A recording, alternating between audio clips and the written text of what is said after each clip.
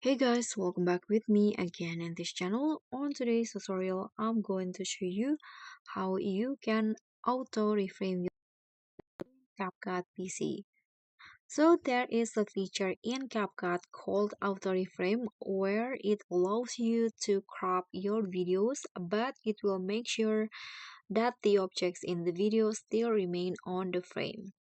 So here you can just click on the clip on your timeline in here and go to the basic and just scroll down and you'll easily spot the auto reframe. So just enable this, click on the box to show the options, and in here you can change the aspect ratio, the image stabilization, and also the camera moving speed.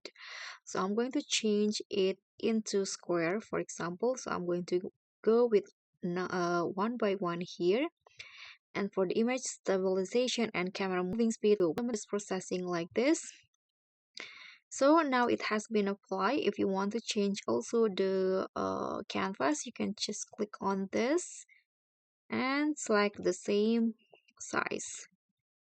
And this will be the result. You can see the object is still on the frame. So that's all from me. Thank you so much for watching. Don't forget to like, comment, and subscribe. Also click on the thanks. Bye.